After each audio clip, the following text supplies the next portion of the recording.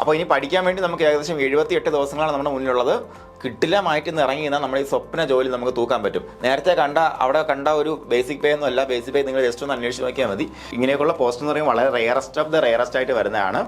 അപ്പോൾ അതിനുവേണ്ടി ഇറങ്ങുമ്പോൾ നമ്മൾ രണ്ടും കൽപ്പിച്ചിട്ട് ഇറങ്ങുക.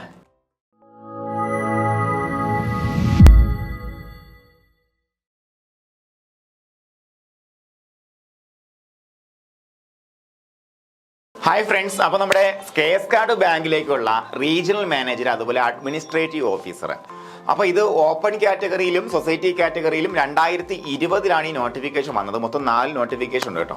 അപ്പോൾ നിങ്ങൾ അതിൻ്റെ അപേക്ഷ കൊടുത്തിട്ടുണ്ടായിരിക്കും. പ്രധാനമായിട്ടും MBA ക്വാളിഫിക്കേഷൻ ഉള്ള ആൾക്കാർ ആരൊക്കെയാണ് ക്വാളിഫിക്കേഷൻ നിങ്ങൾക്ക് അറിയാം. നിങ്ങൾ കൊടുത്തിട്ടുണ്ട്. കൊടുത്തതിന് ശേഷം കൺഫർമേഷൻ കൊടുക്കാൻ ഡേറ്റ വന്നിരിക്കുന്നത് എക്സാമിനേഷൻ ഡേറ്റ് 14/1 കേട്ടോ. 14/1/2026 അതായത് ജനുവരി 14 പരീക്ഷ. അപ്പോൾ നിങ്ങളിവിടെ ലാസ്റ്റ് കൺഫർമേഷൻ കൊടുക്കാനുള്ള ഡേറ്റ് എന്ന് പറയുമ്പോൾ 11/11 നവംബർ 11 ഇവരെ കൺഫർമേഷൻ കൊടുക്കണം. ഓക്കെ, ഏജ് ലിമിറ്റ് നിങ്ങളൊന്ന് അറിയാം. നിങ്ങൾക്ക് അപേക്ഷ കൊടുത്ത ആൾക്കാരാണെങ്കിൽ അതിൻ്റെ കാര്യമില്ല. എന്നാൽ കൂടിയും നമുക്ക് ഇത്തരത്തിലുള്ള സിലബസ് വന്നതിൻ്റെ പ്രധാനപ്പെട്ട കാരണവും അതുപോലെ എത്രത്തോളം ആപ്ലിക്കൻസ് ഉണ്ട് നിങ്ങൾക്ക് അറിയാൻ പറ്റും. ഏകദേശം ഓപ്പൺ കാറ്റഗറിയിൽ 10,000 അടുപ്പിച്ച് ആപ്ലിക്കൻസ് ആണ് ഉള്ളത്. അപ്പോൾ ഇത് അപേക്ഷിച്ച പലരും ഇപ്പോൾ ഇത് അറിഞ്ഞു കാണത്തില്ല. ഇങ്ങനെ പണ്ട് അപേക്ഷ ഇട്ട് സാധനം 5 വർഷം കഴിഞ്ഞല്ലേ, പലരും അത് വിട്ടൊക്കെ പോയി കാണും, പല മേഖലയിലായി കാണും.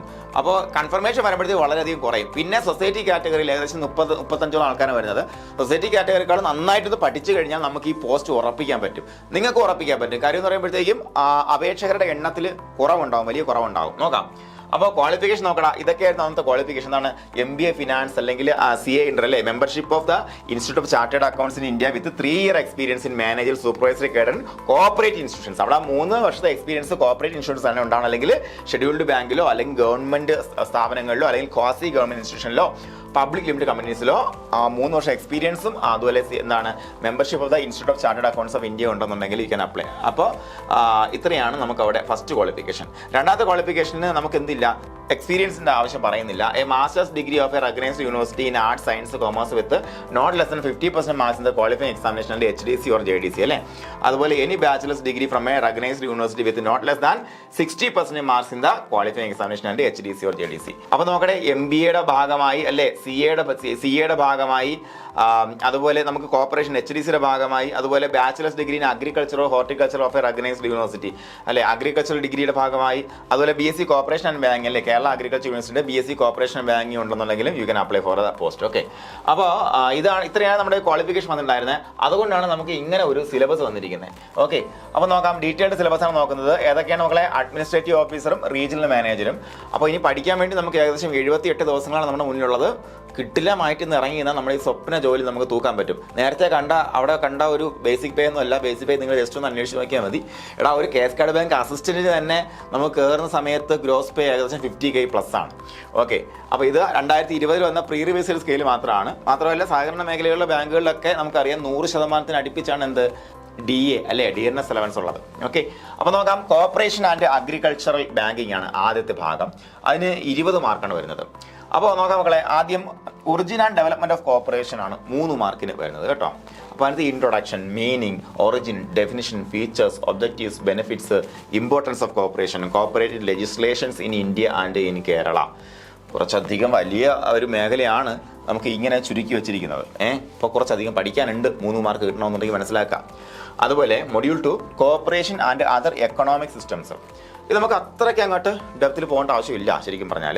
കാരണം നമുക്ക് അവിടെ സോഷ്യലിസം, കോർപ്പറേഷൻ, അതുപോലെ കമ്മ്യൂണിസവും കോർപ്പറേറ്റീവ്സും അതുപോലെ ഈ പറഞ്ഞ മറ്റുള്ള സിസ്റ്റംസ് അല്ലേ, എല്ലാ സിസ്റ്റംസും പഠിച്ചെടുത്താൽ മതി. അപ്പോൾ അത് 3 മാർക്കിനാണ്. അടുത്തത് evolution and development of corporative principles, ICA തുടങ്ങിയത് തൊട്ട് റോക്കറ്റ് പൈനേഴ്സും എല്ലാ കാര്യങ്ങളും ചരിത്രമാണ് പഠിക്കാനുള്ളത് കോർപ്പറേഷൻ്റെ. 2 മാർക്കിന്. വലിയ കുഴപ്പമില്ല, നമുക്ക് പഠിച്ചെടുക്കാം, ഈസിയായിട്ട് പഠിച്ചെടുക്കാം. അതുപോലെ types of cooperatives in India and Kerala. കുറച്ചധികം കോർപ്പറേറ്റീവ്സ് ഉണ്ടല്ലേ ഇന്ത്യയിലും കേരളത്തിലും ആയിട്ട്. അതുകൊണ്ട് 6 മാർക്ക് അവർ കൊടുത്തിരിക്കുന്നത്. പിന്നെ അടുത്തത് corporative movement in foreign countries, England, Germany, Denmark, China, Japan, USA അല്ലേ. മൊത്തം 6 രാജ്യങ്ങൾ പഠിക്കണം. 2 മാർക്കാണ്. അടുത്തത് അഗ്രികൾച്ചറൽ ബാങ്കിങ്, നബാർഡ് അതിൻ്റെ ഫങ്ഷൻസ്.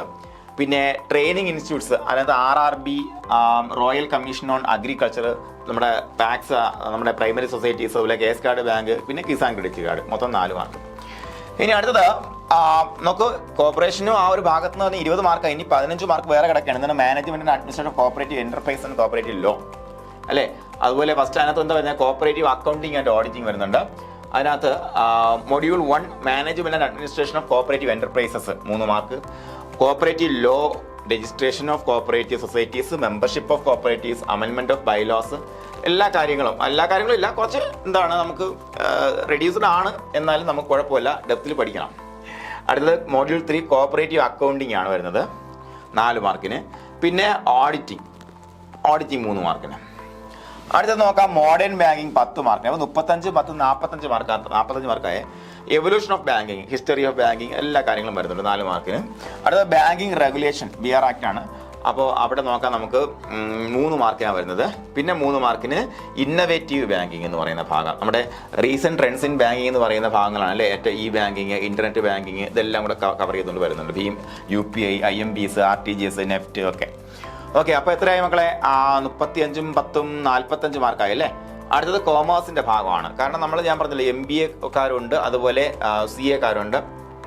അപ്പോൾ first module 1 corporate regulations and governance ആണ് ഫസ്റ്റ് മൊഡ്യൂൾ വരുന്നത് 5 മാർക്കിന്. അടുത്തത് ജനറൽ പ്രിൻസിപ്പിൾസ് ഓഫ് കോൺട്രാക്ട്സ്, നമ്മുടെ ഇന്ത്യൻ കോൺട്രാക്ട് ആക്ട് തന്നെയാണ് പ്രധാനമായിട്ടും വരുന്നത്. Acceptance, rules of valid offers act എല്ലാം വരുന്നുണ്ട്. അപ്പോൾ അത് എത്ര മാർക്ക് മക്കളെ? അത് വന്നിട്ട് 5 മാർക്കാണ് കോൺട്രാക്ട് ആക്ട്. അതുപോലെ ഫിനാൻസ് ആൻഡ് HR. അപ്പോൾ നമുക്ക് 10, 55 മാർക്കിന്റെ ഭാഗമായി അല്ലേ. പിന്നെ 30 മാർക്കിന് എന്താ വരുന്നത്? HR and finance. അതിനകത്ത് ഇൻട്രൊഡക്ഷൻ ടു ഫിനാൻസ്, അതിനകത്ത് ഫിനാൻഷ്യൽ മാനേജ്മെന്റിന്റെ meaning, nature, scope, objectives, role of financial manager, time value of money, risk return relationship, അതുപോലെ sources of finance, contemporary financial management practices, ഇത്രയും കാര്യങ്ങൾ ചേർത്തുകൊണ്ട് 2 മാർക്കിനാണ്. അതുപോലെ രണ്ടാമത്തത് കോസ്റ്റ് ഓഫ് ക്യാപിറ്റൽ 2 മാർക്ക്. അടുത്ത 3ാമത്തെ module core finance functions 5 mark, working capital management 3 mark, financial modelling and financial analysis 3 mark, അതുപോലെ introduction to HR 3 mark, job analysis 3 mark, അതുപോലെ training and development 3 mark, wage and salary administration 3 mark, industrial relations 3 mark. ഇത്രയാണ് വരുന്നത്. അടുത്ത് നമ്മുടെ അറിയാലോ LLB ലോക്കാരുണ്ട്. അപ്പോൾ അവിടെ administrative law വരുന്നുണ്ട് അല്ലേ. Module 1 introduction and nature of administrative law 1 mark. അതുപോലെ module 2 basics constitutional principles related to administrative law and classification of administrative law 1 mark.